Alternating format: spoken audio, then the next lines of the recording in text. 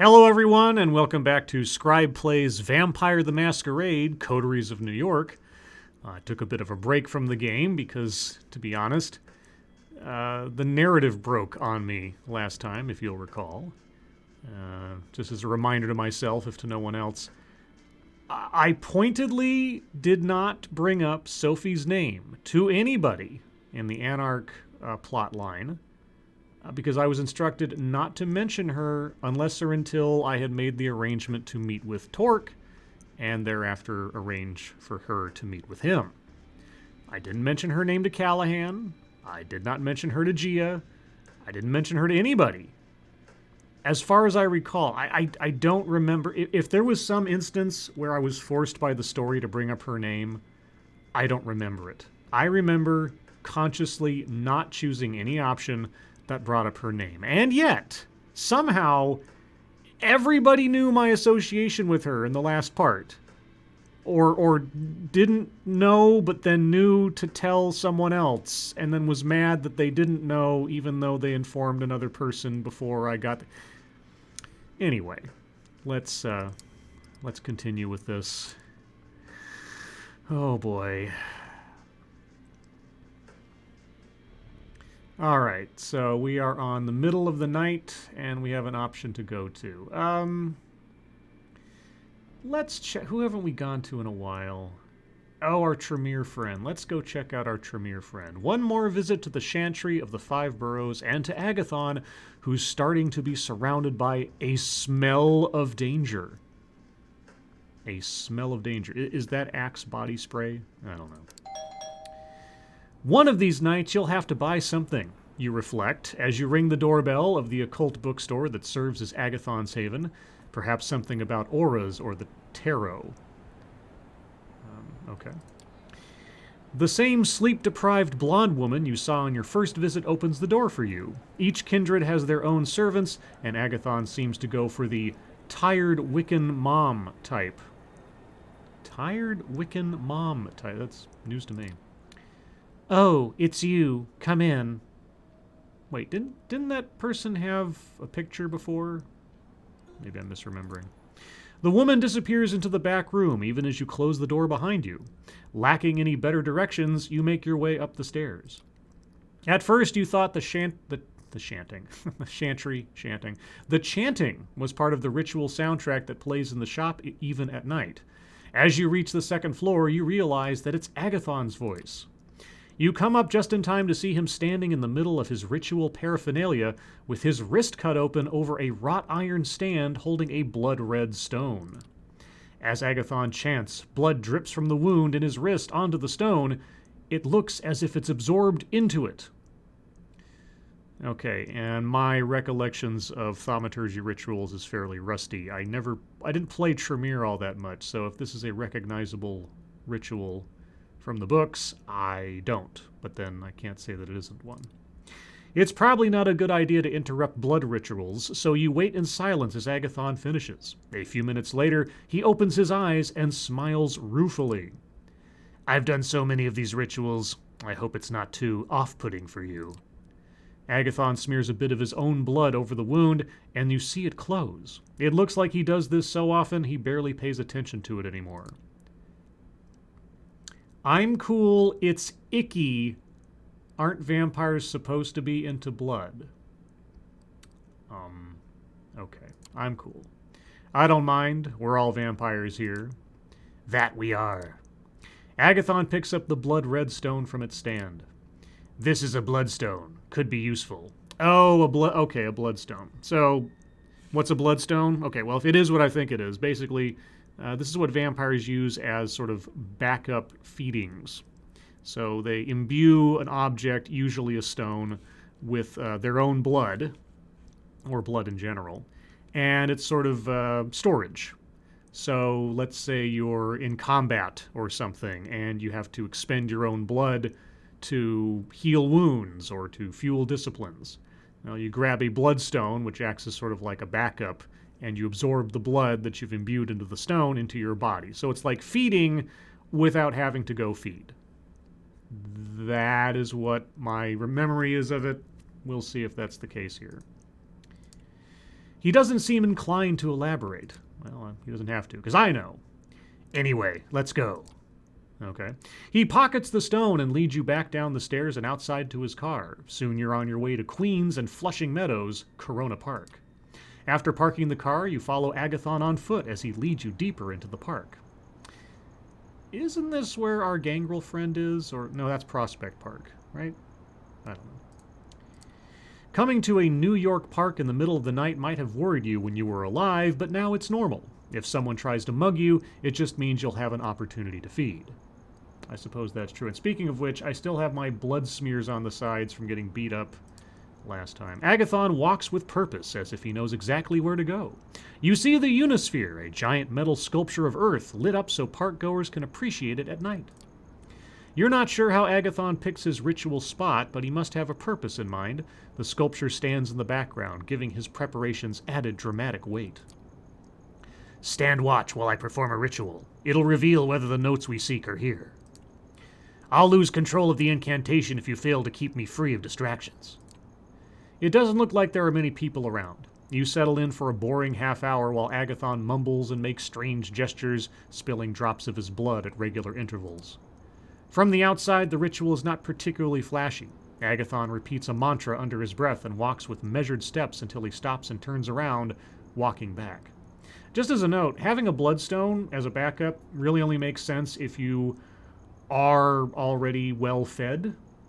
So he spent blood to make the stone and imbued the stone with his blood. And now he's spending blood on the ritual. He hasn't fed in between, so it's kind of relevant if he made a bloodstone as a backup for this when he could have just not spent the blood and the ritual on making the stone.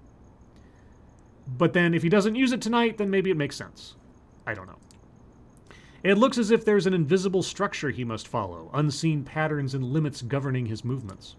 As choreographies go, it doesn't look particularly difficult to learn, but you suspect there are hidden dimensions of skill and understanding involved. A lone, drunken woman walks towards you. Hard to say what she's doing at the park. She's a little older, white, dressed like a suburban divorcee. Okay, is that important? What's your friend doing? He's kinda hot. The woman's words are slurred by alcohol, but she seems to have decided that you are this evening's entertainment. Hey you, stop being weird and talk to me. The woman seems determined to walk past you towards Agathon. This looks like just the kind of interruption that he was worried about.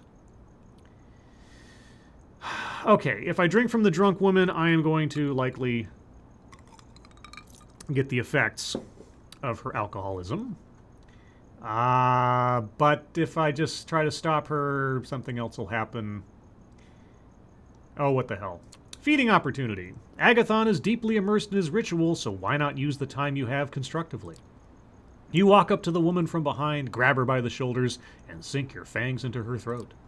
Blood tinged with alcohol and horniness flows into your mouth as the woman moans from the sudden pleasure of the kiss.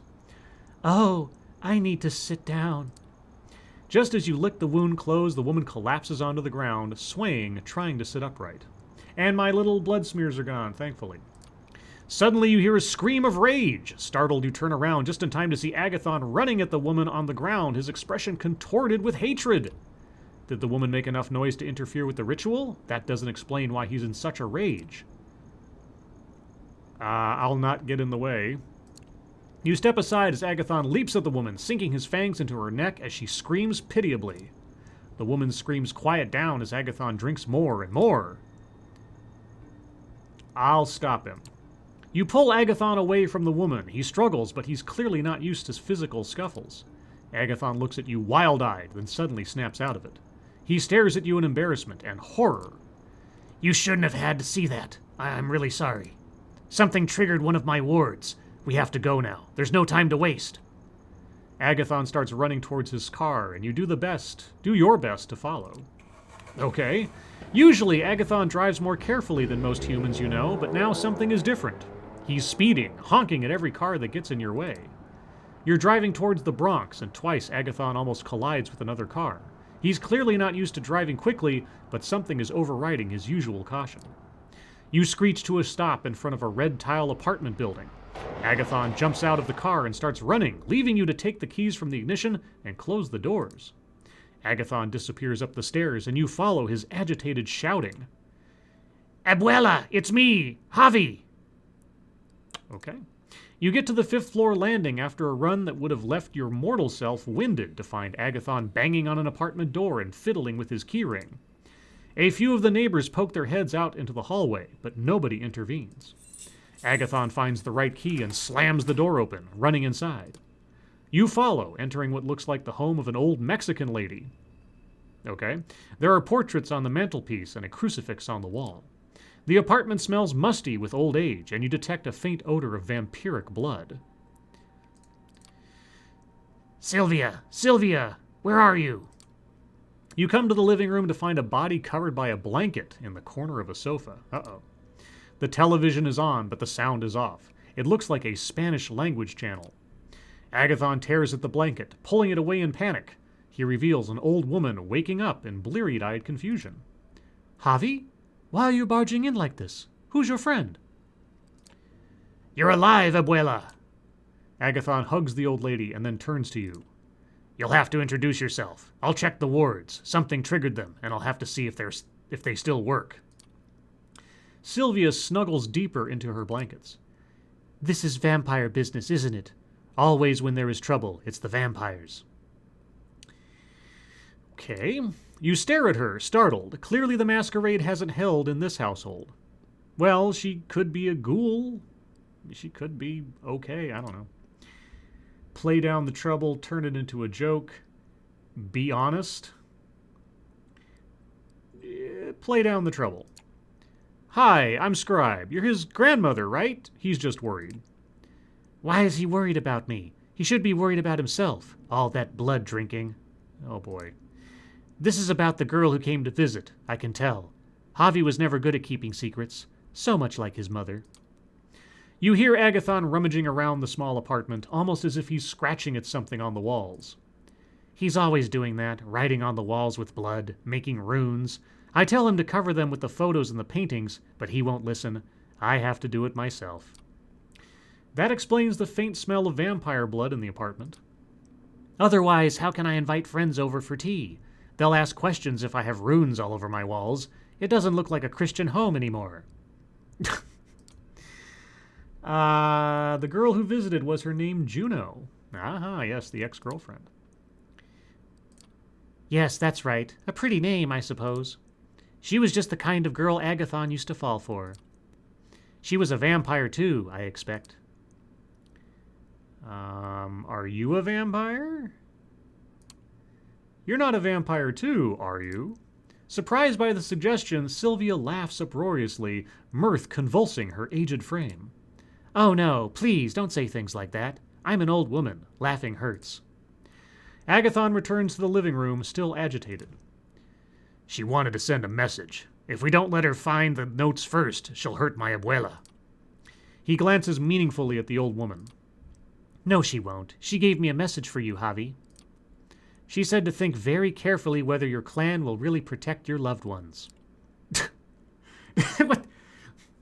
No, she won't hurt me. She just left a threatening message to your family, of which I'm a part. Agathon stares at Sylvia, stunned and confused. She was here to tell me that? Maybe that's good. It doesn't sound like she wants to hurt you. Well, okay, it was either a warning or a threat.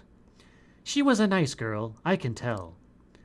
Oh, abuela. Scribe, let's go. This is all we can do here. You say your goodbyes, and soon you're back outside, sitting in Agathon's car.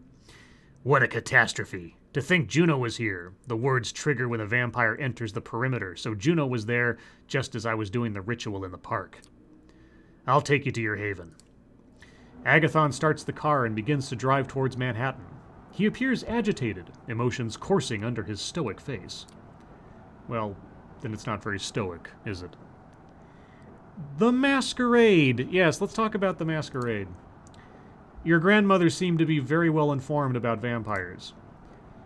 Vampires in my family. Where the kindred go, tragedy follows. We know that as much as anyone. My parents were murdered by a thaumaturgical ritual. Hard to go back to the Masquerade after that. I guess it depends on what ritual was used. Agathon is gripping the steering wheel harder than he should, although he's back to his usual careful driving style. Masquerade breach it is bad. Really bad. Kadir and the rest of the Camarilla won't be too happy to hear of a mortal who knows all about us. Who's gonna tell them? You? He continues speaking without giving you time to reply. You'd be surprised what kind of things those Camarilla stalwarts get up to when no one is watching. Agathon drops you off in front of your haven. The experience leaves you with disquieting thoughts. You met Agathon's grandmother under awkward circumstances, but he clearly loves her very much. Love is relative amongst the kindred. You don't know enough about the world of the kindred to say whether that's normal or not. It seems to keep Agathon connected to the world in a way that feels alien for some of the other kindred you've met.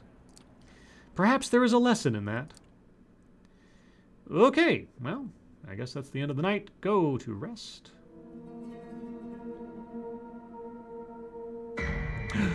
You wake up. This is not your haven. This isn't your mother's haven. Alright. It's a cramped space. You try to move your arms and find that they are tied to your body. You can barely bend your legs. When you try to stretch your neck, you hit a cold ceiling. Am I in a trunk? You can't quite believe it, but this is a coffin, or something close to it. It vibrates slightly, but you can't hear any sounds coming from outside. It's entirely dark. Try to break out. You kick the front of the container. The only reaction is a dull metallic sound. You try using your fists, but there's just not enough room to get a good punch in. It seems pretty hopeless. Some more tries? Nothing. This is bad. Suddenly, the container is moved slightly. A moment of silence. An indistinct male voice shouting. A muffled shot. Silence again. The lid comes off. What the click? Okay. We found you. Oh! Whoa, the rock music. Oh, the rock music! Tell me we've hit the jackpot. Uh-oh. This must be the Avengers. Come on, get up. We gotta get going. Seeing their faces is surprising, even more so in these circumstances. Okay, this music is really loud. Okay, there was a cut there for a second because I needed to turn down the music volume because, whoa, it was getting loud, even for me. Alright, let's continue. Seeing their faces is surprising, even more so in these circumstances. However, you realize the immediate danger and follow your companions out of the car and down a street in North Bronx. The van has crashed into another car. A familiar face, that of Kaiser's ghoul Jackie, stumbles out of the wrecked sedan and slinks away into the darkness before you can call after him. The three of you jog away toward the line of trees and take shelter under some branches just as you hear a chopper approaching. Its searchlight illuminates the wrecked van and moves towards you. Hide, now! You see Tamika literally go underground, melding with the earth beneath her feet as if she was being swallowed up. You look to D'Angelo, but he's not there. It must be his disappearing trick again. You're left alone with just seconds to make your move before the spotlight finds you. Well, if they're going to use their disciplines, what the hell, I will too. You take off before the light can reach you. In just a single dash, you find a small overgrown mound beneath an old tree. You realize you didn't have to run that far. The searchlight passes through where you were standing just seconds ago, but doesn't actually reach much further into the park. So I spent blood for nothing. Okay. The helicopter flies on, its searchlight frantically moving through the vicinity as your companions once again appear in your proximity. Close call. We have to get out of here before SI puts boots on the ground. What are you two doing here? D'Angelo, fill them in while we walk. Follow me. Them? Okay. The SI did a number on you. Your haven got raided and they took you for a ride upstate. They have a facility somewhere out of town. Not a place you'd want to be. The thing that surprised me most, though, it was Kaiser who contacted us and let us know. Kaiser organized this whole effort? Why would he do that? Listen, kid. Whatever his reasoning, I'm sure he'll expect something in return. So keep it cool. I want to get out of this in one piece the same way you do. Okay, our ride is here. Stay low. The SI might still be around. Kaiser's familiar car stops nearby, and the back door opens. Your allies usher you inside and join you. Being inside this mobile fortress never felt like a relief until now. Hey, fledgling. Miss me? Not really, but glad you're here. No, not really, but I will say this. I'm glad you're here. Well, I'm not overly fond of breaking licks out of covert SI transport, so I consider this an investment. That was a civilian transport. No convoy, nothing. I expected more resistance. What? You wanted more to sharpen those claws of yours on? Don't worry, that still might happen. You might even regret it. Things are afoot, as the adage goes. Anyway, listen up, Scribe. You are here now only because I told your buddies that you were neck-deep in shit. That van you were in, a one-way ticket to Hurtsville, Pennsylvania. Oh, Hurtsville, Pennsylvania. I broke you out as a favor. Now you owe me. Big. I wonder who told the SI where I lived, by the way, but anyway. How did you know? How the hell did you know the SI broke into my haven and took me away? Is that a piss-poor attempt at an insult, fledgling? I've kept my eyes on you ever since that little job you did for me in Nolita. You know, in case I needed you for something else. I had to know your comings and goings. I have a good idea of why the SI hit you, Scribe. Not that there aren't tons of good reasons for it. It might have been one of these, for instance. I'm guessing it was Callahan, but I don't know. The screens in Kaiser's car flicker, and each of them now shows a short looped clip. It's you getting into a fight, feeding, using one of your powers. You haven't exactly kept a low profile, fledgling. I get it, you're new to this, you didn't know better, yada yada yada. The fact is, the SI has tons of this stuff. Security camera footage, YouTube videos posted by onlookers, social media posts from victims, you name it. Like I said though, I don't think any one of these did you in. Slip-ups happen. Not to you though, right? I always wondered how it is that you can drive a pompously luxurious limo around New York City and not get caught. What's your secret? Body doubles? Decoy cars? Kaiser smiled, going for that anthropomorphic piranha look you saw a few times before. You do know what killed the cat, don't you, Mr. Finch? D'Angelo freezes and scratches his face, looking fiercely at the other Nosferatu. You notice that his hands are shaking. Well, do you? Stop shredding on the upholstery and answer. Or should I use your given name, too? Yeah, I know why the cat croaked. You would, wouldn't you?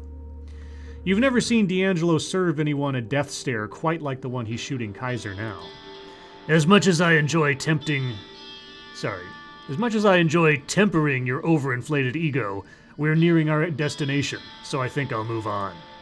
The reason I need you walking and talking, Scribe, is to test a hypothesis of mine. For that, I need you to finish what you were tasked to do.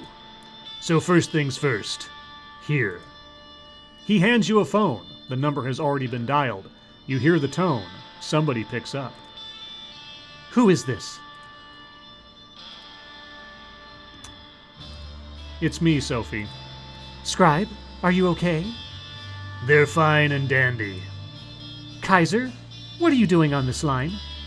What do you think? It's my phone your protege is using, so keep it snappy. Operating a secure network ain't cheap. Come on, Scribe, spit it out. Kaiser saved me from the Second Inquisition, Sophie. I only got out because of him. Your companions look at one another dejectedly. SI? That's what I feared. Listen, the plan. We need to do it, tonight. But if the Inquisition is involved, and you broke out, they'll be looking for you, so we can't meet in public. I have a place in mind, but...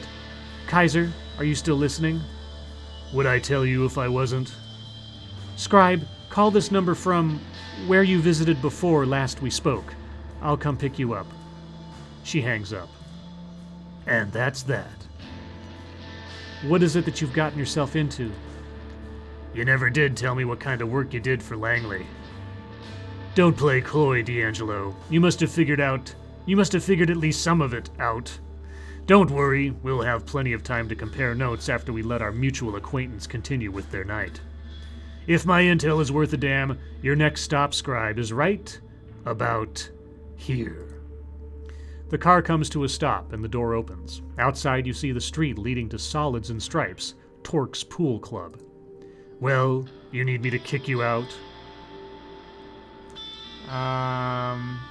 What about my companions?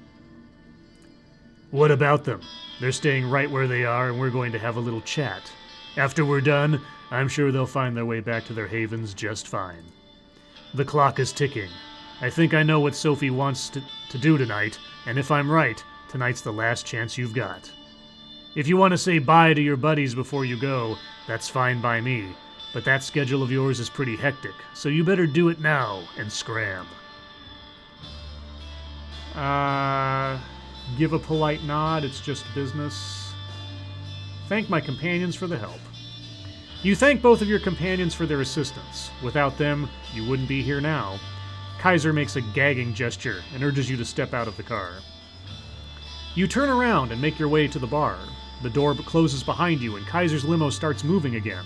You hope your companions won't have to pay too high of a price for helping you.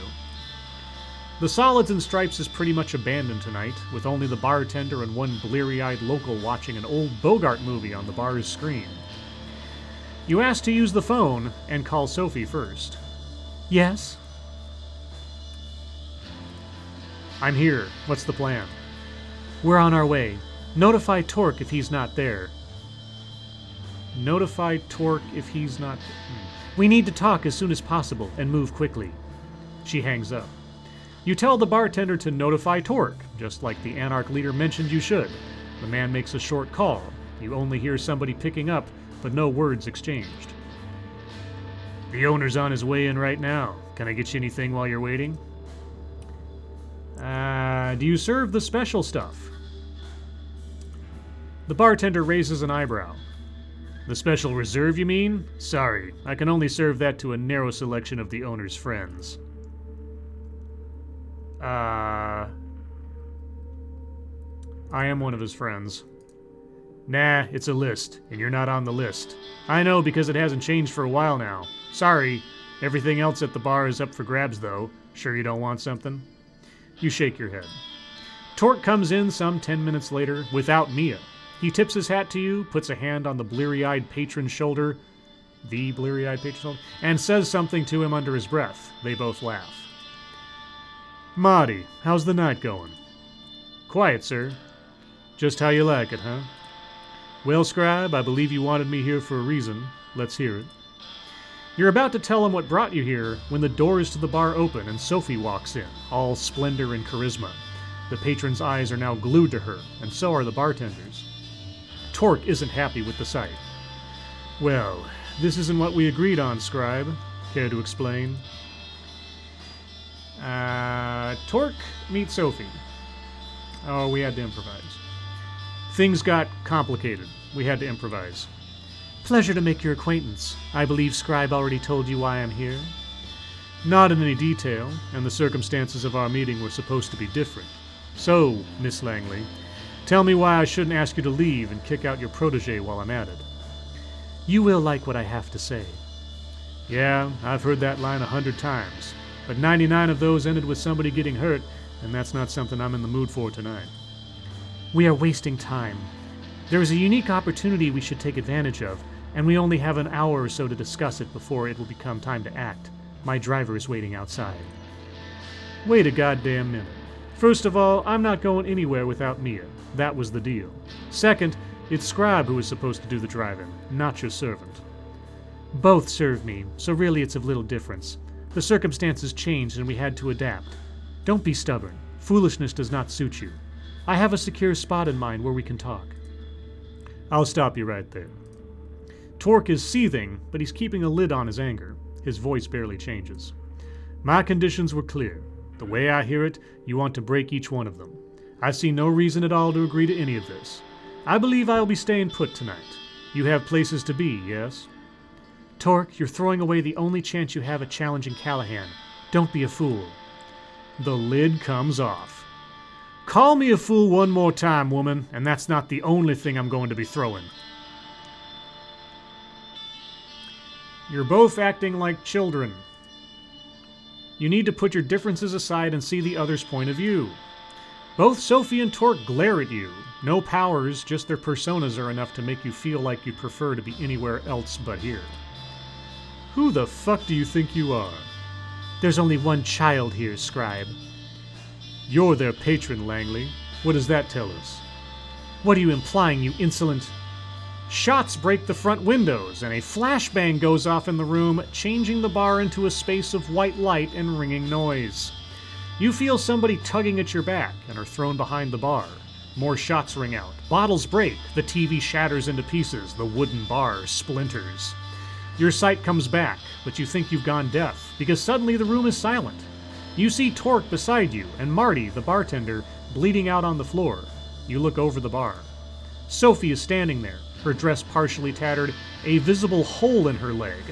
She is like the heart of a supernova, entrancing, unavoidable, beautiful, and terrifying. In front of her, 8 operatives, looking like a private military force, just standing there, paralyzed by Sophie's magnificence.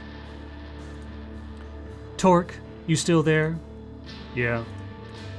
Would you kindly show your guests some hospitality? Sure thing. The Anarch is gone in the blink of an eye, and he reappears next to one of the soldiers. The armor-clad operative's head disappears in a puff of blood and bone. The same thing happens to the second, the third. You hear the radios go off on the other soldiers' shoulders, a panicked voice pleading them to wake up. The fourth head pops. The fifth. Yeah, Sophie, I believe, is using Majesty, if I'm not mistaken. And I'm not, because I'm a nerd. They finally realize what's happening, but it's too late. The 6th man is beheaded by what you now see is just Torque's bare-fisted punch. Torque stops by the 7th man, rips something off his neck, and bites down. Sophie walks over to the last man and has him kneel in front of her before biting as well. On your right, a man in full body armor emerges from the back door, raising his assault rifle. What the fuck? With a rush of speed, you take hold of the soldier's gun. He is too surprised to hold onto it. You turn it on him and shout the first thing that comes to your mind. On the ground, now! A combat knife crashes through the soldier's visor and into his skull. You turn around. Torque is grinning. His mouth... Oh, he mouths something under his breath. You can hear the exact words. Still got it. Langley? Sophie wipes her mouth with mouth of blood and looks at him. That meeting's still an item? Yes. I'll take it. Splendid. Torque walks behind the bar and checks on the bartender. You see the Anarch open his own wrist and feed blood to the wounded man. Drink up, Marty. It'll make you feel better. Get the hell out of here and wait for Mia. She's coming, and she'll know what to do. Torque? Yeah, I'm coming. Take the back door. Scribe, come on. You slink back into an alley behind the bar, leaving 10 bodies and 1 grievously wounded ghoul behind. Nobody stops you from circling around the block, and finding your way to Sophie's car. Gregory drives you away casually, as if this were just another late-night drive and not the crowning of a desperate, complicated evening. Thank goodness that music is over. Jeez. The sense of irony is just overwhelming. The place where Sophie brought Torque turns out to be the very same apartment in which you were embraced. The way she explains it, the vampire who owned it left the city a few years ago and gave away spare keys to a few trusted compatriots. It's been used sporadically since. Fancy. You like it? It always felt too modern for my tastes, but what's important is that it's secure. As long as nobody's followed your car here, or the fledgling, trouble follows this one wherever they go. Even if that's the case, we have very little time to conduct our business here anyway, and we'll be leaving soon, I hope. So, let's begin. Stay silent. You look at Sophie, excited. Finally, you will learn what it is that you've been working towards for more than a week, and what it is that Kaiser wanted you to participate in. I have it on good authority that Boss Callahan is bloodbound to Prince Panhard. Oh, that's Interesting. Torque sucks air in loudly. That's an accusation and a half there, Langley. Got proof? No, but we're just a boat ride away from getting it. What is that supposed to mean? Scribe, the address that I procured from Kaiser was the meeting spot for Panhards and the Baron's regular sharing of blood and other bodily fluids, if the rumors are true. Presumably she means that as a metaphor, because vampires don't have those anymore at all. Wait, Kaiser knew about this? Is there anything that insufferable clump of dead skin doesn't know in the city? He knows things, but only shares them if you pay. Neither the prince nor neither the prince nor Callahan can touch him. He's too useful.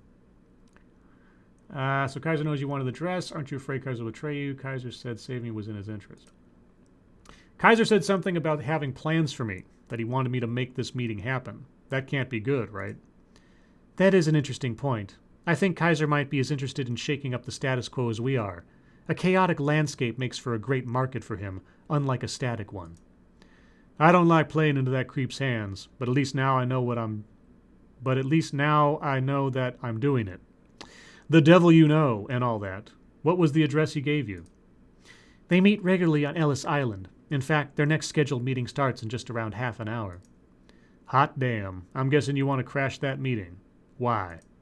So you can see the proof for yourself. So that I can make sure, too. And so that I have an extra pair of eyes for Panhard to consider when I present her my ultimatum. The prince must abandon her seat and leave New York City. She can go wherever she pleases, but if she stays, the entire court will know, and the next prince might not look favorably on her past. Dealing with the anarchs, especially so closely, is a punishable offense in the Camarilla, as I'm sure you've heard. So I did. Torque strokes his beard and looks intently at Sophie. What exactly are you trying to accomplish here? Say you remove Panhard, and even if I remove Callahan, then what? Torque, did you ever wonder why Callahan is keeping you in check? Because I wondered why the prince condemns anarchs during her visits to Elysium, but doesn't allow the Ivory Tower to challenge you. She, or they, have engineered this status quo not for the good of their sects, but for private gain. They keep us all in line because it lets them hold on to power that much longer. And your goal is to, what? Make this Cold War turn hot? Not a great plan. You cammies will get your butts kicked out of New York in no time. If you anarch manage to organize, which I doubt you will, at any rate, it's a risk I'm willing to take. I don't stand alone in this. This entire operation has been years in the making. Torque, I am offering you a chance to square things with Callahan and level the playing field. If we get rid of these two, we can start on equal footing at the next stage of this dance macabre. Aren't you copying the same status quo? Ooh, shall I pour a little cold water on the plan? Wait, isn't this copying the same status quo you're hoping to break? Just another Camarilla Anarch agreement to replace the current one? Well, for one, I don't expect to sleep with Torque to seal the deal. Huh, fair enough.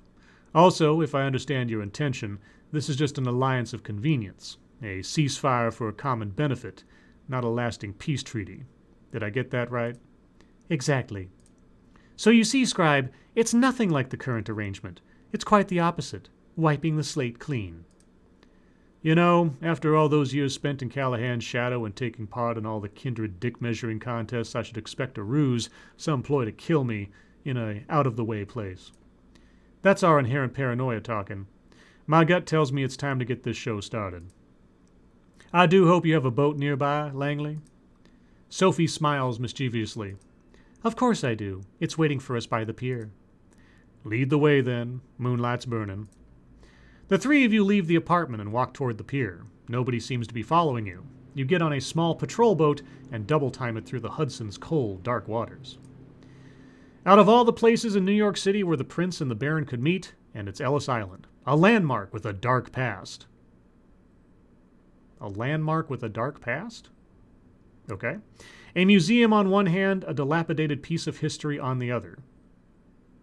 Okay. You leave the boat and make your way to the southern part of the island, paying no heed to the renovated tourist attractions on the northern side. You expect some resistance, a night guard, a helicopter flying overhead, or maybe an NYPD patrol boat. Nothing. The island seems completely deserted. It's clear this sets Sophie on edge.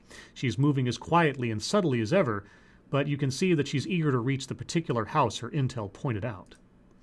Torque is following suit, grimly determined, flashing his piercing gaze all over, still clearly uncertain that this isn't some kind of con. Finally, you see it, light coming from a window in one of the buildings at the edge of the island. The three of you slowly creep closer to the building and take a look inside the window.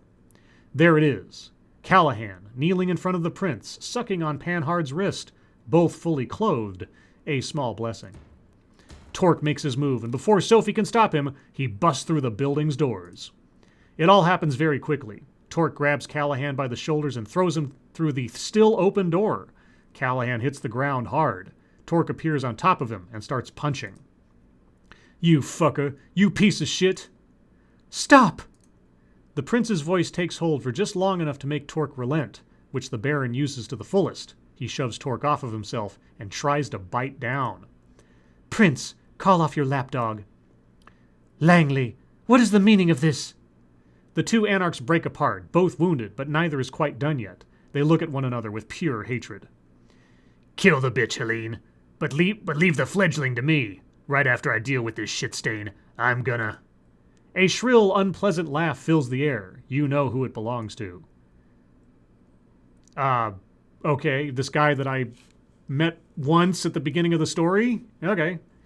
So entertaining. Truly, it feels almost a shame to break up this spectacle, but alas.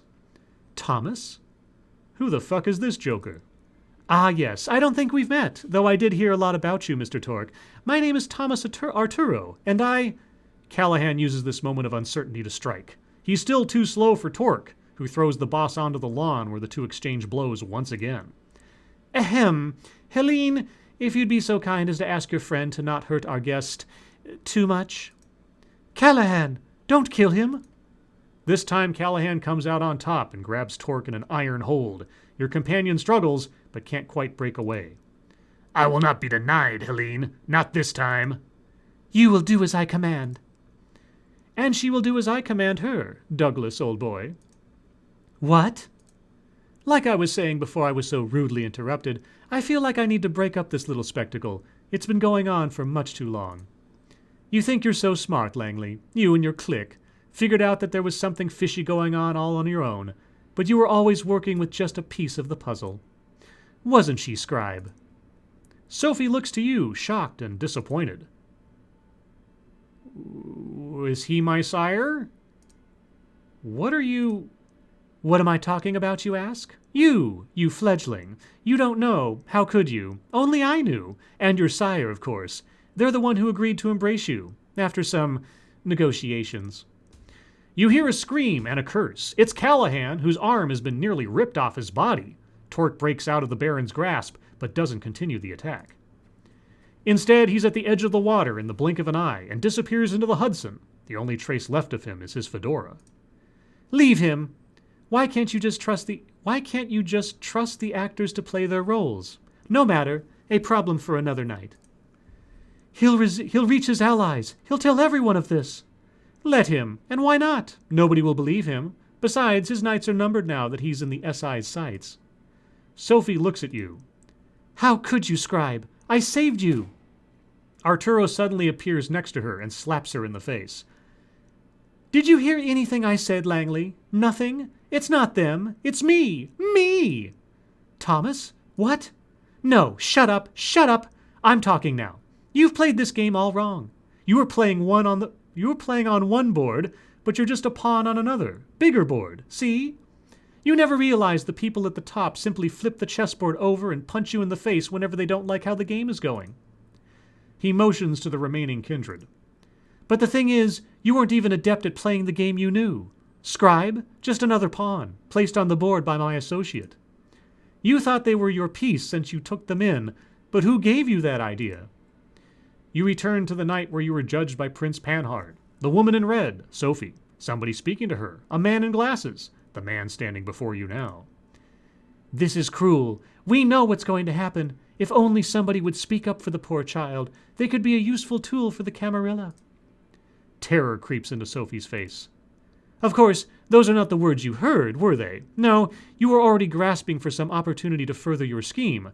I put the bait out, and you took it, hook, line, and sinker. After that, it was only a matter of time before you started using Scribe as your errand boy.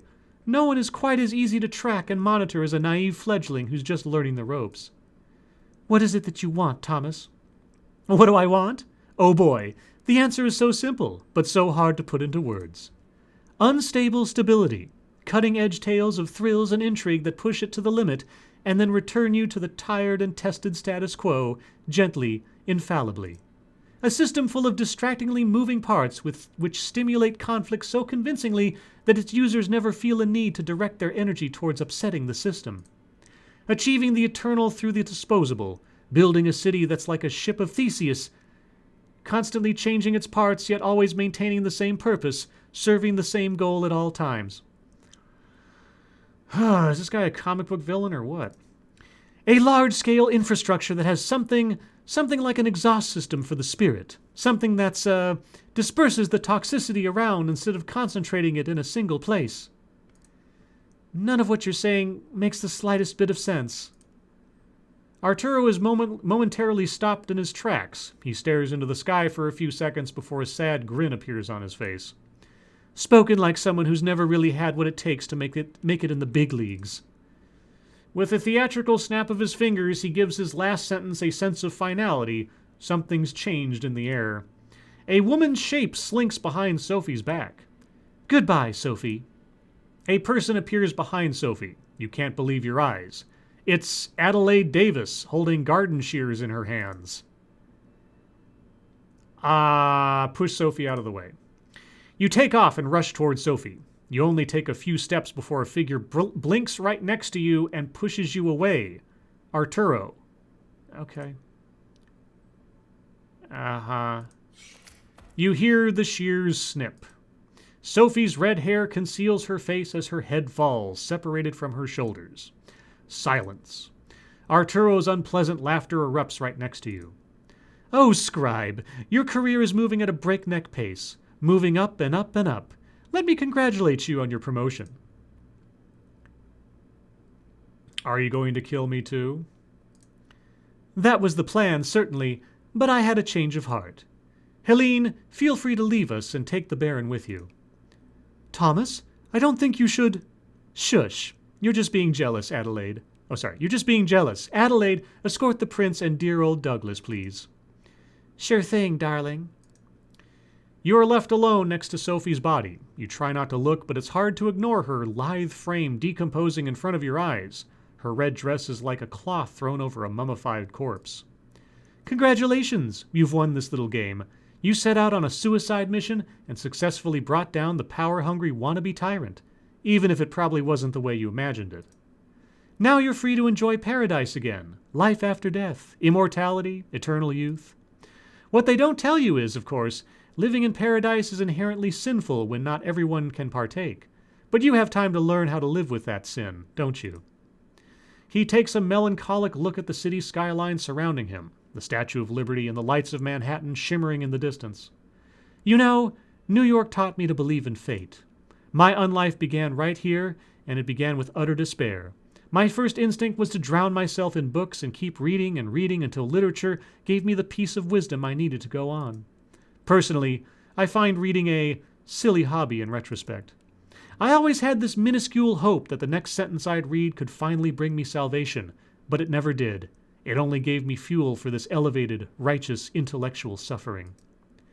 But the more I read, the easier it was for me to boil every paragraph down to a power relationship, the characters' influence over each other, the writer trying to impress the reader, etc. The strings everybody pulls started to look like strands that weave into the fabric of fate, and once I saw its beauty, I got teary-eyed. My architect instincts kicked into overdrive. I didn't have to submit to fate. All I had to do was cooperate with it and wait for my time to shine, give it my input wherever needed until it trusted me to do more. Thomas steps over what's left of Sophie, wiping his glasses with an elegant cloth from his pocket. And it did. Fate led me... Let me try that again. And it did. Fate let me look after this city. With my architect's tools, I started quietly shaping the streets and corridors, while Kaiser and his ilk shaped the information flow. And among many tools this process gave me, one of them was a way to reliably come up with useful agents like you. The methods I used were crude at times, but the route was there. All you had to do was follow it. Some people write rulebook passages, the others plan city arteries. In the end, the effect is the same. Someone always follows. He puts on the glasses and gives you a long, hard look. I've grown fond of you. You've done so well. Even when that idiot Callahan tipped off the Inquisition, you still escaped. I like that kind of resourcefulness. I could use that kind of resourcefulness. He uncovers his wrist. So, take my blood. Just enough so we can start off on the right foot, as a sign of good faith. A sign that you're ready to play in the big leagues, ready to behold the sights I've prepared for you. What do you say, Scribe? And that's it. Well, okay. I guess that's the end of the game and the end of that story. Well, if I had to review it briefly, it was okay, but the narrative broke in several places. There were several spelling errors I didn't particularly like because it throws off the flow, but mostly it was just the logic of the story and the events proceeding, even though I'd made choices that would have precluded those events from happening. When that happens, it really takes sort of the agency away from the player and thus the character you're playing. So it didn't really feel much like a role-playing game. And I know it's a glorified visual novel, but all the same, yeah, the narrative breaks in different places, and especially the most recent ones were, yeah, it really took a lot of the wind out of my sails. There are obviously 2 other clans you can play as, and obviously there are far more choices that I could have made along the way, especially in what missions I chose to take and otherwise. I wonder if there's a way to finish all of the character missions, but truth be told, I'm not going to find out. While it was an okay experience, it was not one that I really wish to replay. So, that all being said, thank you everyone for watching this along with me. Hope you enjoyed it for what it was. Let me know if you like this in the comments, and as always, thank you for watching.